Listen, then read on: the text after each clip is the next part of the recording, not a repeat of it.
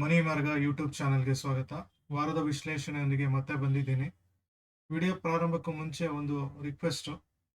ಯಾರು ನನ್ನ ಚಾನಲ್ ಇನ್ನೂ ಸಬ್ಸ್ಕ್ರೈಬ್ ಮಾಡ್ಕೊಂಡಿಲ್ಲ ಅಂದರೆ ದಯವಿಟ್ಟು ಸಬ್ಸ್ಕ್ರೈಬ್ ಮಾಡಿ. ನಿಮ್ಮ ಇತರ ಸ್ನೇಹಿತರಿಗೂ ವಿಷಯವನ್ನು ತಿಳಿಸಿ, ವಿಡಿಯೋ ಶೇರ್ ಮಾಡ್ತಾ ಇರಿ, ಚಾನಲ್ ಬಗ್ಗೆ ತಿಳಿಸ್ತಾ ಇರಿ. ಸೊ ಅವ್ರಿಗೂ ಒಂದು ಅವೇರ್ನೆಸ್ ಬಿಲ್ಡ್ ಆಗುತ್ತೆ. ವಿಡಿಯೋ ಪ್ರಾರಂಭಕ್ಕೂ ಮುಂಚೆ ಇಂಪಾರ್ಟೆಂಟ್ ಡಿಸ್ಕ್ಲೈಮರ್ ಅಂತ ಹೇಳಲೇಬೇಕಾಗುತ್ತೆ. ನಾನು ಸೆಬಿ ಸರ್ಟಿಫೈಡ್ ಫೈನಾನ್ಷಿಯಲ್ ಅಡ್ವೈಸರ್ ಅಲ್ವೇ ಇಲ್ಲ. ಸೊ ಏನೇ ಒಂದು ಇನ್ವೆಸ್ಟ್ಮೆಂಟ್ ಮಾಡಬೇಕಾದ್ರೂ ಫೈನಾನ್ಷಿಯಲ್ ಅಡ್ವೈಸರ್ ಅಂತ ಇರ್ತಾರೆ, ಅದರಲ್ಲೂ ಸೆಬಿ ಸರ್ಟಿಫೈಡ್ ಆಗಿರಬೇಕು.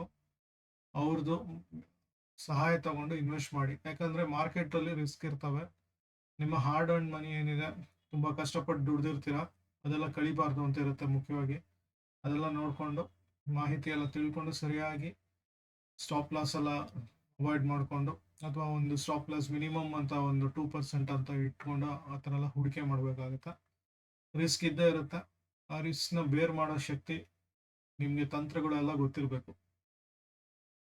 ವಿಡಿಯೋ ಪ್ರಾರಂಭ ಮಾಡೋಣ. ವಿಡಿಯೋ ಪ್ರಾರಂಭಕ್ಕೆ ಮುಂಚೆ ಒಂದು ಹೇಳಬೇಕಾಗುತ್ತೆ. ಈ ವಿಡಿಯೋ ಕಂಪ್ಲೀಟಾಗಿ ನೋಡಿ. ಕಳೆದ ವಾರದ ಒಂದು ವಿಡಿಯೋಗಳಲ್ಲಿ ಒಂದು ನೋಡಿಕೊಂಡು ಒಂದಿಷ್ಟು ಜನ ಮೆಸೇಜ್ ಮಾಡಿದ್ರು ಸಹಿತ 15-20% ರೇಂಜಲ್ಲೆಲ್ಲ ಒಂದು ದುಡ್ದಿದೆ. ಮತ್ತು ಒಂದು ನನ್ನದೇ ಒಂದು ಚಾನಲ್ಲು ಗ್ರೂಪ್ ಇದೆ. ಅಲ್ಲಿ ನನ್ನ ಒಂದು ಕಸ್ಟಮರ್ ಅಂತ ಯಾರು ಇರ್ತಾರೆ ಅವರಿಗೆ ಒಂದು ಟಿಪ್ಸ್ ಕೊಡ್ತಾ ಇರ್ತೀನಿ. ಯಾವುದೇ ಒಂದು ಶುಲ್ಕ ಇರಲ್ಲ, ಆದರೆ ಮ್ಯೂಚುವಲ್ ಫಂಡ್ ಕಸ್ಟಮರ್ ಆಗಿರ್ಬೇಕು ನನಗೆ. ಏನೇ ಒಂದು ಸಲಹೆ ಸೂಚನೆ ಕೊಡ್ತಾ ಇದ್ದು ಎಜುಕೇಷನಲ್ ಪರ್ಪಸ್ಸು. ಗಂಟಾಘೋಷವಾಗಿ ಮತ್ತೆ ಹೇಳ್ತಾ ಇದ್ದೀನಿ, ಇದು ಎಜುಕೇಷನಲ್ ಪರ್ಪಸ್ ಅಂತಲೇ ತೊಗೊಬೇಕಾಗುತ್ತೆ ನೀವು. ಯಾಕಂದರೆ ಹಲವಾರು ರಿಸ್ಕ್ ಇರ್ತವೆ, ಹಲವಾರು ಬೇರೆ ಬೇರೆ ಫ್ಯಾಕ್ಟರ್ಸ್ ಅಫೆಕ್ಟ್ ಆಗ್ತಾ ಇರ್ತವೆ. ಮಾರ್ಕೆಟಲ್ಲಿ ಡೈನಮಿಕ್ಸ್ ತುಂಬ ಇರ್ತವೆ. ಸೊ ಹಾಗಾಗಿ ಅದೆಲ್ಲ ನೋಡಿಕೊಂಡು ಹುಷಾರಾಗಿ ಇನ್ವೆಸ್ಟ್ ಮಾಡಿ.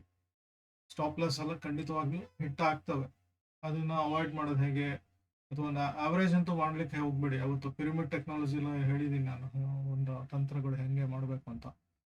ಸೊ ಆವ್ರೇಜ್ ಮಾಡೋದು foolishness. Unless it's A very very good stock, long term ತುಂಬ ಒಂದು ಹೋಲ್ಡ್ ಮಾಡ್ತೀನಿ ಅಂತ ಇದ್ದರೆ ಆವ್ರೇಜ್ ಮಾಡ್ಬೋದು. ಸೊ ವಿಡಿಯೋ ಪ್ರಾರಂಭ ಮಾಡೋಣ.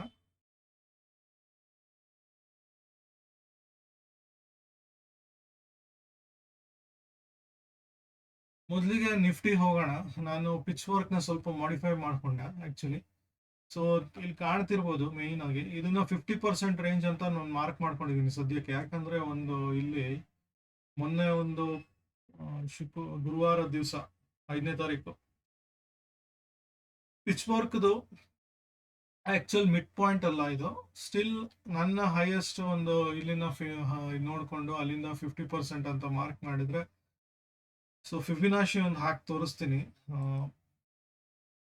ಇಲ್ಲೇ 50% ಅಂತ ಇದ್ದರೆ ಡೌನ್ ಟ್ರೆಂಡ್ ಇಲ್ಲಿ ತನಕ ಬರ್ಬೋದು ಅಂತ ನೀವು ನೋಡ್ಬೋದು. ಸೊ ಹಾಗಾಗಿ ಹುಷಾರಾಗಿ ಅಪ್ ಟು ಇವಾಗ ಇಲ್ಲಿಗೆ ಒಂದು ಬರುತ್ತೆ 23,300 ಮುಂಚೆನೇ ಹೇಳಿದ್ದು. ವರ್ಸ್ಟ್ ಕೇಸು 21,300 ಲೆವೆಲು, 21,400 ಲೆವೆಲ್, ಈ ರೇಂಜ್ ಎಲ್ಲ ಬರ್ತವೆ ವರ್ಸ್ಟ್ ಕೇಸ್. ಸೊ ಹಾಗಾಗಿ ಮಾರ್ಕೆಟಲ್ಲಿ ಡೈನಮಿಕ್ಸ್ ಎಲ್ಲ ಇರ್ತವೆ. ಮುಖ್ಯವಾಗಿ ಇಲ್ಲಿ ಅಬೋ ಒಂದು ಹೋಗಿಲ್ಲ. ಈ ಹಿಂದೆ ಸಹಿತ ಒಂದು ಹೇಳಿದ್ದೆ, ಒಂದು ಕ್ರಾಸ್ ಆಯಿತು ಅಂದರೆ ಈ ಫಸ್ಟ್ ಕ್ರಾಸ್ ಆಗಿತ್ತು 24,500. 24,500 ಈ 24,600 700 ಲೆವೆಲ್ಲು ಅಲ್ಲಿಂದ ಕೆಳಗಡೆ ಬರ್ತಾ ಇದೆ ಮತ್ತೆ. ಸೊ ನಾಳೆ ಓಪನಿಂಗ್ಸು ಮೇಲೆ ಹೋದ್ರೂ ಸಹಿತ ಮತ್ತೆ ಬರೋ ಚಾನ್ಸಸ್ ಇದೆ. ಕ್ಲೋಸಿಂಗ್ ನಾಳೆ ಏನಿದೆ ಅದು ಮುಖ್ಯವಾಗಿರುತ್ತವೆ. ಟ್ರೆಂಡು ತುಂಬ ಚೇಂಜ್ ಇದ್ದಂಗಿಲ್ಲ. ಸ್ಟಿಲ್ ಒಂದು ಸೈಡ್ ವೇಸ್ ಕಾಣಿಸೋಂಗಿದೆ. ಆ ಸೈಡ್ ವೇಸ್ ಎಲ್ಲ ಇಟ್ಕೊಂಡು ಸ್ವಲ್ಪ ಹುಷಾರಾಗಿರ್ಬೇಕಾಗುತ್ತೆ. ಯಾಕಂದರೆ ಪ್ರೀಮಿಯಂ ತಿಂದ್ಬಿಡ್ತವೆ. ಸೊ ಹುಷಾರಾಗಿ ಇನ್ವೆಸ್ಟ್ ಮಾಡಿ. ಸೊ ಇಲ್ಲಿ ವರ್ಸ್ಟ್ ಕೇಸ್ ಮತ್ತೆ ಹೇಳ್ತಾ ಇದ್ದೀನಿ.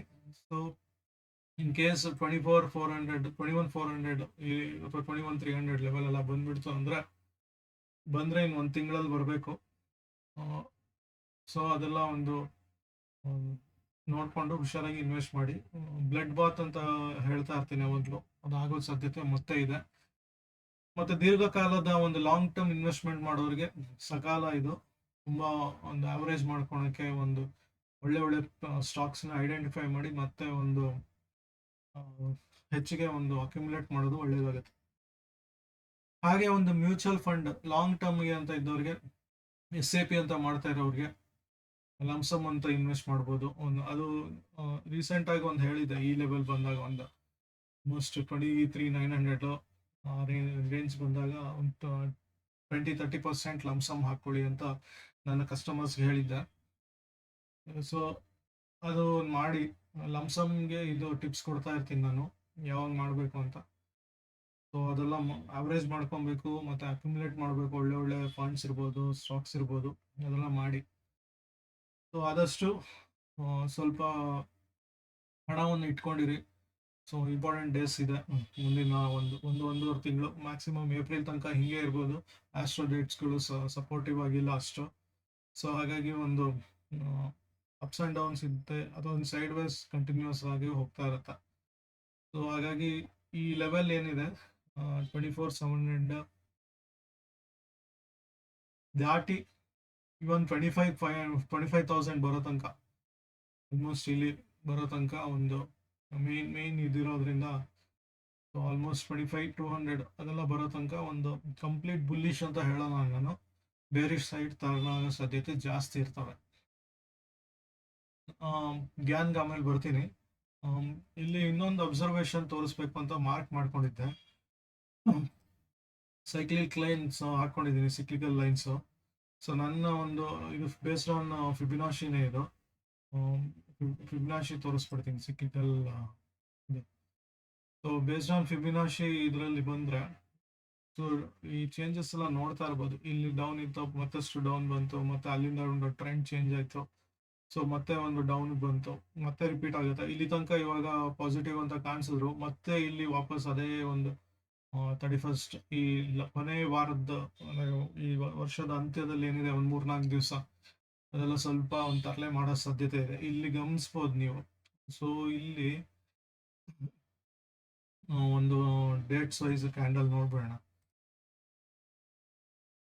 ಆಲ್ಮೋಸ್ಟ್ 14 ದಿವಸ, 11ರಿಂದ 14 ದಿವಸ ರೇಂಜ್.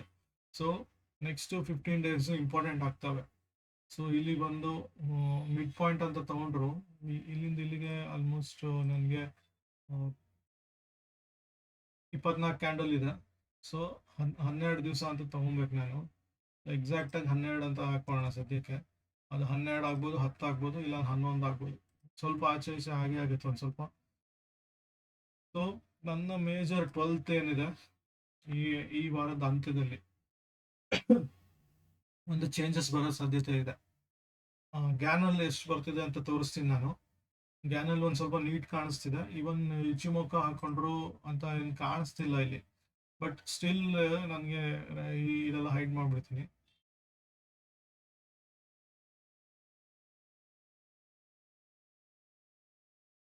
ನೆಗೆಟಿವ್ ಟ್ರೆಂಡೇ ಇದೆ ಇಚಿಮೊಕ್ಕಲ್ಲೂ ಸಹಿತ. ಸೊ ಇದೆಲ್ಲ ಒಂದು ಸ್ವಲ್ಪ ಹುಷಾರಾಗಿ ಇರಬೇಕು. ಇಚಿಮೊಕ್ಕಲ್ಲೂ ಒಂದು ಅಷ್ಟು ಸಪೋರ್ಟ್ ಇಲ್ಲ. ವೈಡರ್ ಆಗಿದ್ದಂಗೆ ಕಾಣಿಸಿದ್ರು ಒಂದು ಸ್ವಲ್ಪ ಚೇಂಜಸ್ ಬರುತ್ತೆ. ಸೊ ಇಂಪಾರ್ಟೆಂಟು ಇಲ್ಲೂ ಸಹಿತ ಒಂದು 23,800 ಲೆವೆಲ್ ಎಲ್ಲ ಇದೆ. ಒಂದು ಈ ಒಂದು ಪ್ರೀವಿಯಸ್ ಕ್ಯಾಂಡಲ್ ಏನಿತ್ತು ಅದ್ರದ್ದು ಇನ್ನೂ ಚೇಂಜಸ್ ಕಾಣ್ತಿಲ್ಲ ಇನ್ನೂ. ಸೊ ಅಲ್ಲಿಗೆ ಮತ್ತೆ ಹೋಗ್ಲಿಕ್ಕೆ ಸಾಧ್ಯತೆ ಉಂಟು. ಸೊ ಹುಷಾರಾಗಿ ಇರಬೇಕಾಗುತ್ತೆ. ಇನ್ನು ಗ್ಯಾನ್ ಡೇಟ್ಸ್ ಒಂದು ತೋರಿಸ್ಬಿಡ್ತೀನಿ. ಗ್ಯಾನ್ ಸೈಕಲಲ್ಲಿ ಏನು ಬರ್ತಾ ಇದೆ ಅಂತ ನೋಡ್ಬಿಟ್ರೆ, ಮೇಜರ್ ಆಗಿ ಒಂದು ಮೇಜರ್ ಮೈನರ್ ನಮಗೆ ಆಗಿದ್ದು ಕಳೆದ ತಿಂಗಳು, ಅಂದರೆ 5ನೇ ತಾರೀಕು ಒಂದು ಹೈ ಹೋಗಿದೆ, ಲೋ ಬಂದ್ಬಿಟ್ಟು ಕಳೆದ ತಿಂಗಳು 21. ಅದರ ಆಧಾರದಲ್ಲಿ ಒಂದು ನಿಯರ್ ಡೇಟ್ಸ್ ಇಲ್ಲಿ 10-9 ಎಲ್ಲ ಬರ್ತಾ ಇದೆ. ಈ ನಾಳೆ ನಾಡಿದ್ರಲ್ಲಿ ಡೌನ್ ಟ್ರೆಂಡ್ ಇರ್ಬೋದು. ಸ್ಟಿಲ್ ಕಂಪ್ಲೀಟ್ ಆಗಿ ಡೌನ್ ಟ್ರೆಂಡ್ ಅಂತ ಹೇಳೋಲ್ಲ ನಾನು. ನೆಗೆಟಿವ್ ಒಂದು ಹೋಗಿ ಚೇಂಜಸ್ ಬರ್ಬೋದು, ಒಂದು ಮಧ್ಯಾಹ್ನದ ಮೇಲೆ ಚೇಂಜಸ್ ಇರ್ಬೋದು. ಸ್ಟಿಲ್ ಒಂದು 10-10:30, 11:30 ಈ ಟೈಮಲ್ಲಿ ಒಂದು ಸ್ವಲ್ಪ ಹುಷಾರಾಗಿ ನೋಡ್ಕೊಬೇಕಾಗುತ್ತೆ. ಆ ಟ್ರೆಂಡ್ ಏನು ಚೇಂಜ್ ಆಗುತ್ತೆ ಅದ್ರ ಮೇಲೆ ಒಂದು ಇದಾಗುತ್ತೆ. ಸೊ ಹಿಂದಿನ ದಿವಸಗಳಲ್ಲಿ ನೋಡಿರ್ಬೋದು, ಅದೇ ಟೈಮಲ್ಲಿ ಒಂದು ಸ್ವಲ್ಪ 10:15, 10:30, 11:30 ಟೈಮಲ್ಲಿ ಒಂದು ವ್ಯತ್ಯಾಸಗಳು ಬರ್ತವೆ. ಅದೆಲ್ಲ ಗಮನಿಸ್ಬೇಕು. ಸೊ ಇಂಪಾರ್ಟೆಂಟ್ ರೆಸಿಸ್ಟೆನ್ಸು ಪಾರ್ಟ್ ನೋಡೋದಾದರೆ ಇದನ್ನು ಮಾರ್ಕ್ ಮಾಡ್ಕೊಳ್ಳಿ ನೀವು. ಐದಾರು ದಿವಸ ಆದರೂ ಮಾಡ್ಕೊಳ್ಳಿ ಅಥವಾ ಇದಾದರೂ ಮಾಡ್ಕೊಳ್ಳಿ. ಇಲ್ಲ ಅಂದರೆ ನೀವು high low based on tomorrow's opening ಅದು ಆಧಾರದಲ್ಲೂ ನೀವು ಮಾಡ್ಬೋದು. ಸೊ ಇದನ್ನು ವಿಡಿಯೋದಲ್ಲಿ ಸ್ಕ್ರೀನ್ಶಾಟ್ ತಗೊಳ್ಳಿ ಇದು. ಸೊ ರೆಸಿಸ್ಟೆನ್ಸ್ ಸಪೋರ್ಟು ಈ ಮೇಲಿನ ಭಾಗ ಆದರೂ ನೋಡ್ಕೊಳ್ಳಿ, ಇಲ್ಲಾಂದರೆ ಇದಾದರೂ ನೋಡ್ಕೊಳ್ಳಿ. ಎರಡು ಓಕೆ, ಆಲ್ಮೋಸ್ಟ್ ಒಂದು ಅದೇ ಸೀರೀಸಲ್ಲಿ ಹೋಗ್ತವೆ. ಇಲ್ಲಾಂದರೆ ನೀವು ನಾಳಿನ ಒಂದು ಹೈ ಆ್ಯಂಡ್ ಲೋ ಮಾರ್ಕ್ ಮಾಡಿಕೊಂಡು ಫಸ್ಟ್ 15 ಮಿನಿಟ್ಸು 30 ಮಿನಿಟ್ಸು ಅದು ನಿಮಗೆ ಬಿಟ್ಟಿದ್ದು. ಒಬ್ಬೊಬ್ರು ಒಂದೊಂದು ಮೆಥಡ್ ಮಾಡ್ತಾರೆ, ಅದರ ಆಧಾರದಲ್ಲಿ ನೀವು ಮಾಡ್ಕೊಬೇಕಾಗುತ್ತೆ. ಸೊ ಇನ್ನು ಬ್ಯಾಂಕ್ ನಿಫ್ಟಿಗೆ ಬರೋದಾದರೂ ಒಂದು ಸ್ವಲ್ಪ ಒಂದು ಡೀಸೆಂಟಾಗಿ ಕಾಣಿಸ್ತಿದೆ. ಸ್ಟಿಲ್ ಒಂದು ಸ್ವಲ್ಪ ಹುಷಾರಾಗಿ ನೋಡಬೇಕಾಗುತ್ತೆ. ನಿಫ್ಟಿ ಅಷ್ಟು ಸಪೋರ್ಟ್ ಇಲ್ಲ, ಬ್ಯಾಂಕ್ ನಿಫ್ಟಿ ಒಂದು ಮೇಲ್ ಇದಾಗಿದೆ. ನಾಳೆ ಕ್ಲೋಸಿಂಗ್ ಏನಾದರೂ ಇದ್ರ ಕೆಳಗೆ ಬಂದಿಲ್ಲ ಅಂದರೆ ಮತ್ತಷ್ಟು ಬೂಮ್ ಹೋಗಲಿಕ್ಕೆ ಸಾಧ್ಯತೆ ಇದೆ. ಅದರಲ್ಲೂ PSU ಬ್ಯಾಂಕ್ಗಳು ಸ್ವಲ್ಪ ಚೆನ್ನಾಗಿ ಪರ್ಫಾರ್ಮ್ ಮಾಡ್ತಿದೆ, ಅದು ಕಂಟಿನ್ಯೂ ಆಗುತ್ತೆ ಕೂಡ ಅನಿಸುತ್ತೆ. ಸೊ ಹಾಗಾಗಿ ಹುಷಾರಾಗಿ ಅದು ನೀವು ನೋಡ್ಬೋದು, ಕಳೆದ ಒಂದು 15 ದಿವಸದಲ್ಲಿ ಭಾರಿ ಮೂಮೆಂಟ್ಸ್ ಬಂದಿದೆ. ಸೊ ತುಂಬ ದಿವಸದ್ದು ಒಂದು ಇದು. ಸ್ಟಿಲ್ ನಾನು ಪ್ರೀವಿಯಸ್ ಹೈ ಎಲ್ಲ ನೋಡಿದ್ರೆ ತುಂಬ ಸ್ವಲ್ಪ ದೂರನೇ ಇದೆ. ಸೈಡ್ ವೇಸ್ ಹೋಗ್ಬೋದಿದೆ ಇಲ್ಲಿಂದ. ಇಲ್ಲಿ ಆಲ್ಮೋಸ್ಟ್ ಸೈಡ್ ವೇಸ್ ಹೋಗಿತ್ತು ಒಂದೂವರೆ ತಿಂಗಳ ಮೇಲೆ. ಸೊ ಹಾಗೆ ಒಂದು ಸೈಡ್ ವೇಸ್ ಇಲ್ಲೂ ಹೋಗ್ಬೋದು. ಹಿಂದೆನೂ ಅಷ್ಟೇ ಒಂದು ಮೇಲೆ ಹೋಗಿ ಕೆಳಗೆ ಬರೋದು, ಸೈಡ್ ವೇಸ್ ಹೋಗೋದು. ಆದರೂ ಒಂದು ಬ್ಯಾಂಕ್ ನಿಫ್ಟಿ ಕಂಪೇರ್ ಮಾಡಿದ್ರೆ ಕಂಪ್ಯಾರಿಟಿವ್ಲಿ ಓಕೆ ಇದೆ. ಇನ್ನು ಗ್ಯಾನ್ ಬರೋದಾದ್ರೆ ನೀವು ಬ್ಯಾಂಕ್ ನಿಫ್ಟಿಗೆ ಇದು ಮಾರ್ಕ್ ಮಾಡ್ಕೊಳ್ಳಿ, ಮೇಜರ್ ನಿಮ್ದು ಹೈ ಲೋ.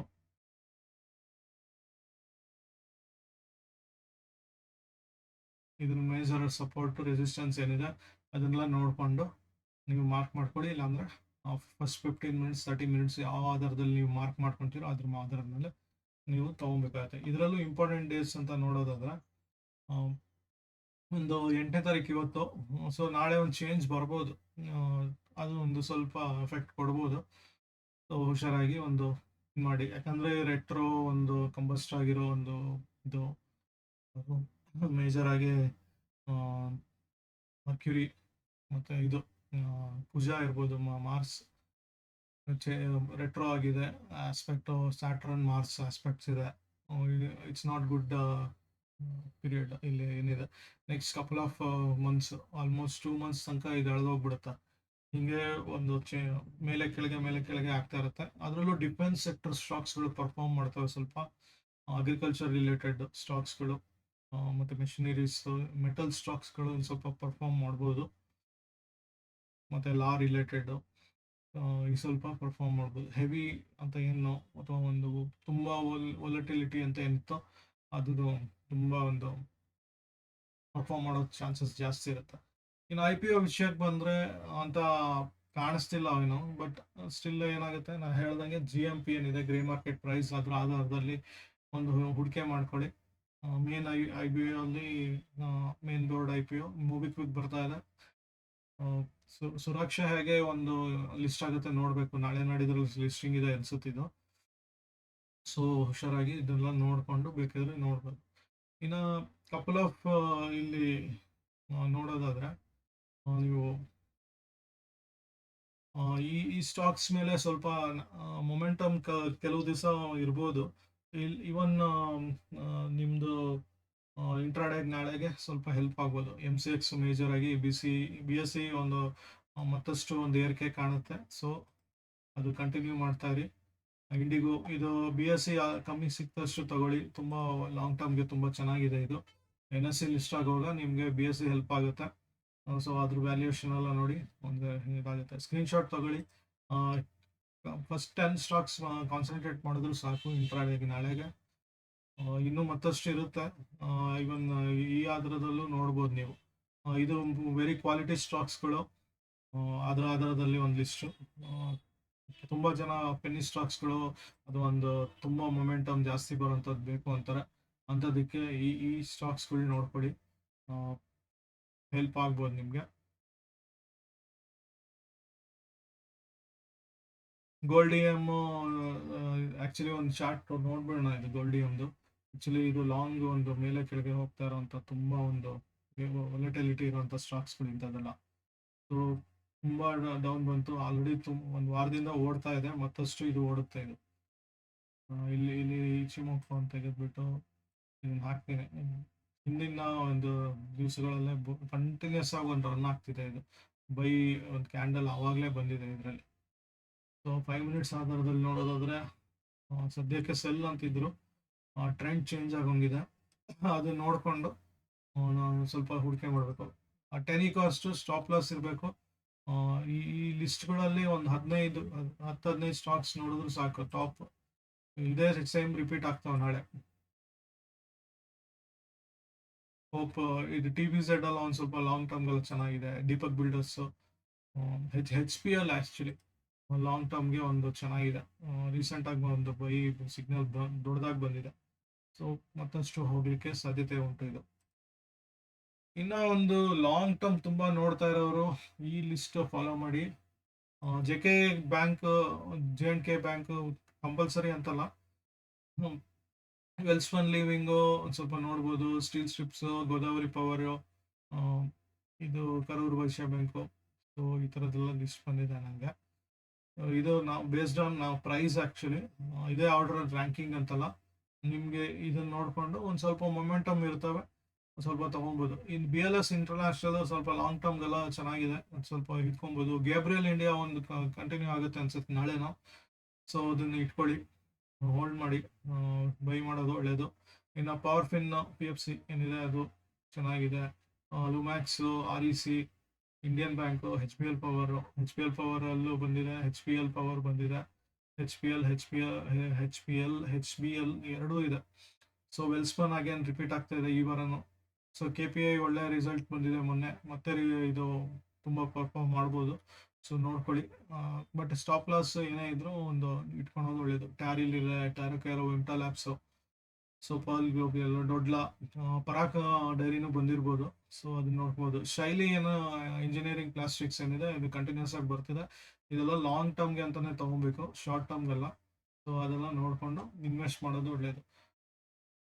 ಮತ್ತೆ ಮುಂದಿನ ವಾರದಲ್ಲಿ ಮತ್ತೆ ಸಿಗ್ತೀನಿ. ಅದಕ್ಕೂ ಮುಂಚೆ ಮತ್ತೆ ರಿಕ್ವೆಸ್ಟ್ ಮಾಡ್ತಾ ಇದ್ದೀನಿ, ನನ್ನ ಚಾನಲ್ ಇನ್ನೂ ಯಾರು ಸಬ್ಸ್ಕ್ರೈಬ್ ಮಾಡ್ಕೊಂಡಿಲ್ಲ ಅಂದರೆ ದಯವಿಟ್ಟು ಸಬ್ಸ್ಕ್ರೈಬ್ ಮಾಡ್ಕೊಳ್ಳಿ.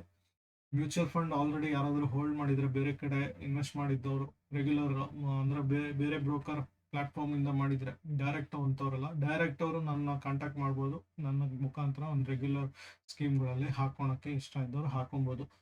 ಆಲ್ರೆಡಿ ಹೊರಗಡೆ ಇನ್ವೆಸ್ಟ್ ಮಾಡಿರೋರು ನನ್ನ ಥ್ರೂ ನನ್ನ ಚಾನಲ್ ಪಾರ್ಟ್ನರ್ ಆಗಿ ಇದಾಗಿ ಅಲ್ಲೂ ಒಂದು ಮೂವ್ ಮಾಡ್ಕೊಳಕ್ಕೆ ಹೆಲ್ಪ್ ಆಗುತ್ತೆ ಬೇಗ. ಸೊ ಒಂದು ನನ್ನದೇ ಒಂದು ಕಾನ್ಸೆಪ್ಟ್ ಸ್ಟ್ರಾಟಜಿಗಳಿದ್ದಾವೆ, ಅದ್ರ ಮೇಲೆ ನಿಮಗೆ ವರ್ಕ್ ಮಾಡಿಸ್ತೀನಿ. ಸೊ ಅದು ಮೇನ್ ಉದ್ದೇಶಗಳು. ಸೊ ಮತ್ತೆ ಏನಾದರೂ ಸಲಹೆ ಸೂಚನೆಗಳು ಏನಾದರೂ ಇದ್ದರೆ ರಿಕ್ವೆಸ್ಟ್ ಮಾಡಿ. ವಾಟ್ಸಪ್ ಸಂಖ್ಯೆ ಕಾಣಿಸ್ತಿದೆ, ಅಲ್ಲಿ ಮಾಡಿ. ಮತ್ತೆ ಸಣ್ಣ ಪುಟ್ಟ ಈ ಸ್ಟಾಕ್ ಬೈ ಮಾಡ್ಬೋದು, ಆ ಸ್ಟಾಕ್ ಬೈ ಮಾಡ್ಬೇಡ ಅಂತ ಒಂದಿಷ್ಟು ಲಿಸ್ಟ್ ಕಳಿಸ್ಬಿಡಿ ದಯವಿಟ್ಟು. ತುಂಬ ವೆರಿ ಇಂಟ್ರೆಸ್ಟಿಂಗ್ ಸ್ಟಾಕ್ಸ್ ಅಂತ ಅನಿಸಿದರೆ ಮಾತ್ರ ನಾನು ಒಂದು ವಿಡಿಯೋ ಮಾಡ್ತೀನಿ ಅದ್ರ ಬಗ್ಗೆ. ಮತ್ತು ಮುಂದಿನ ದಿನಗಳಲ್ಲಿ ಮತ್ತಷ್ಟು ಒಂದು ಹಿಂದೆ ಒಂದು ರಿಪೀಟ್ ಮಾಡಿದ್ದೆ ಆ್ಯಕ್ಚುಲಿ. ಹಿಂದೆ ಒಂದು ಸ್ಟಾಕ್ಸ್ ಕ್ಲಾಸಸ್ ರಿಲೇಟೆಡ್ ಒಂದು ಸೀರೀಸ್ ಮಾಡಿದ್ದೆ ಒಂದಿಷ್ಟು. ಅದರಲ್ಲಿ ಈ ಮೇಯ್ನಾಗಿ ಒಂದು ಡೌನ್ಶೈನ್ ಚಾನಲ್ ಇರ್ಬೋದು, ಮತ್ತು ಒಂದು RSI ಬೇಸ್ಡ್ ಇದು ಬೈ ಮಾಡೋದು ಹೆಂಗೆ, ಒಂದು ETFಸ್ಗಳು, ಅದರಲ್ಲೂ ಗೋಲ್ಡ್ ETFಸ್ಗಳನ್ನ ನಿಫ್ಟಿ ಬೀಸ್ ಹೆಂಗೆ ಬೈ ಮಾಡೋದು, ಒಳ್ಳೆ ಮೊಮೆಂಟಮ್ಮು ಮತ್ತು ಪ್ರೈಸ್ ಆ್ಯಕ್ಷನ್ ಎಲ್ಲ ಕ್ಯಾಪ್ಚರ್ ಮಾಡೋದು ಹೇಗೆ, ಇದ್ರ ಬಗ್ಗೆ ಒಂದು ವಿಡಿಯೋ ಮಾಡಿದೆ. ಮತ್ತೆ ರಿಪೀಟ್ ಮಾಡ್ತೀನಿ. ಸಾಧ್ಯವಿದ್ದರೆ ಒಂದು ಅವೇರ್ನೆಸ್ ಪ್ರೋಗ್ರಾಮು ಪ್ರತಿ ತಿಂಗಳಿಗೆ ಒಂದ್ಸಲಿ 2 ಸರಿ ಮಾಡೋಣ ಅಂತ ಅಂದ್ಕೊಂಡಿದ್ದೀನಿ. ಅದ್ರ ಬಗ್ಗೆ ಮಾಹಿತಿ ಏನಾದರೂ ಇದ್ದರೆ ವಾಟ್ಸಪ್ ಮಾಡಿ. ಸೊ ನನ್ನ ಇದರಲ್ಲಿ ಲಿಂಕಲ್ಲಿದೆ. ಮುಂದಿನ ದಿನಗಳಲ್ಲಿ ಒಂದು ಭಾನುವಾರ ದಿವಸಗಳಲ್ಲಿ ಕ್ಲಾಸ್ ಮಾಡ್ತೀನಿ ಅದ್ರ ಬಗ್ಗೆ. Awareness basic starting from stock market ಇರ್ಬೋದು, ಮತ್ತು ನಿಮಗೆ ಸ್ಟಾಕ್ ಎಷ್ಟು ಸೂಕ್ತವಾಗಿದೆ, ಮ್ಯೂಚುವಲ್ ಫಂಡ್ ಎಷ್ಟು ಉತ್ತಮವಾಗಿರುತ್ತೆ ನಿಮಗೆ, ಈ ಥರ ಮಾಹಿತಿಗಳನ್ನೆಲ್ಲ ಕೊಡ್ತೀನಿ ನಾನು. ಸೊ ಮತ್ತೆ ಸಿಗೋಣ. ಅಲ್ಲಿ ತನಕ ಧನ್ಯವಾದಗಳನ್ನ ಹೇಳ್ತಾ, ನಿಮ್ಮ ಫ್ರೆಂಡ್ಸ್ಗಳು ಈ ಮಾಹಿತಿಗಳನ್ನ ಶೇರ್ ಮಾಡಿ. ಮತ್ತೆ ಸಿಗೋಣ. ಅಲ್ಲಿ ತನಕ ಧನ್ಯವಾದಗಳು. ಶುಭರಾತ್ರಿ.